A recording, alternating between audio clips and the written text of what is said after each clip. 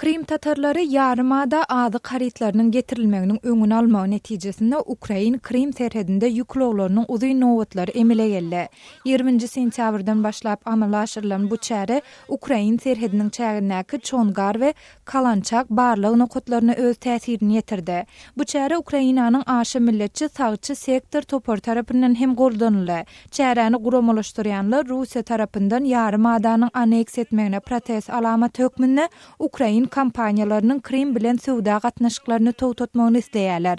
Krim tatarlarynyň öz-özüni dolandyrýan edarasy mejlisiň ýolbaşçysy hem Russiýa yarımadany Ukraina gaýtaryp berýänçe bu çäreniň dowam etjekdigini aýtdy. Pakistanyň paýtagty Islamabaddaky Kissa Havani adly Badar festivalinde Pushtun taýpasyna degişli medeni çäreler görkezildi.